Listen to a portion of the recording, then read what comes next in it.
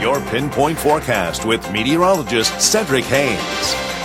Good evening. I'll tell you what, if you've been outside, you probably noticed that we definitely had some colder air moving into southwest Louisiana. That cold air continues to filter right on down into the area. Check this out. Temperatures are anywhere between 15 and 20 degrees colder than where we were 24 hours ago at this time. And if you've been outside this evening, you probably have felt it, as many people have been telling me. It's cold outside, and it is going to get colder as we go throughout the overnight hours and into your Saturday morning out there. Check out the temperatures already down to 54 and currently in Lake Charles, but 40s up to our north, 48 Fort Polk, 48 degrees in DeRidder. And as we take a look at some of our weather watcher numbers, you can see that cool air spilling on off to our eastern portions of the viewing area. 50 degrees in Oakdale and 53 from Rebecca and Roanoke, 52 degrees in Lake Arthur, and 57 from Robert and Grand Chenier. Now, so we take a look at the winds. Winds are gusting this afternoon. These are sustained winds right now, currently anywhere between 10 and 15 miles per hour, and they've been gusting as high as anywhere from 25 to 30 miles per hour across the area as we've gone throughout the evening hours, and that's given us a wind chill, believe it or not,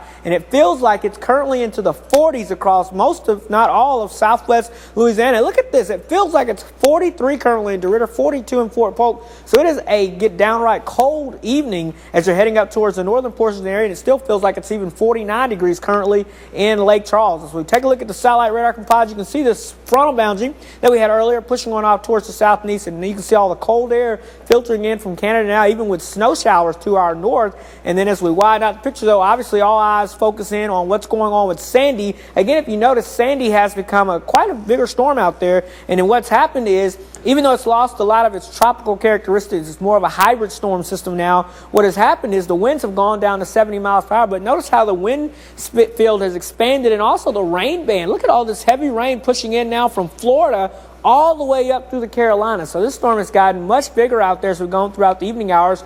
But notice the winds are still 75 miles per hour, gusts still up to 90. So we still have hurricane force winds with this system, and it looks not like a hurricane, but currently the wind field is expanding on out, and it's showing us that we have a lot of energy with the storm system, and the energy is spreading out, if you'll notice, and this is going to be big indications and a big storm system as it affects the northeast and the mid-Atlantic. Again, currently winds at about 75 miles per hour. Here's the latest official track from the Hurricane Center. Again, having that north to northeastern movement, and then as we head towards your Monday night into Tuesday, this is when the Forecast Center expects this storm system to make landfall as a hybrid type of system with hurricane force winds in a large area. Also on the backside, there's going to be quite a bit of cold air and even some snow taking place with that.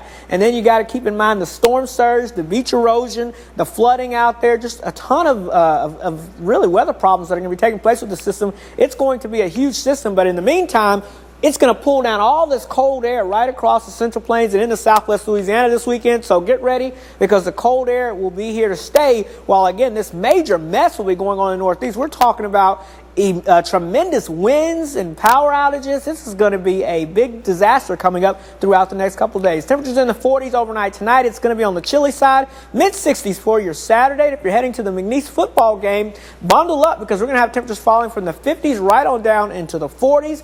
And over the next 7 days, we're talking about much cooler weather with 30s on the way. All right, Cedric, I think it's time for us to head on out of here. That's right. That's going to do it for this edition of 7 News Nightcast. Touchdown Live is up next. Tune in for 7 News at 6 tomorrow evening. And for news, sports, and weather 24 hours a day, log on to kplctv.com. Have a great evening. This week at Market Basket.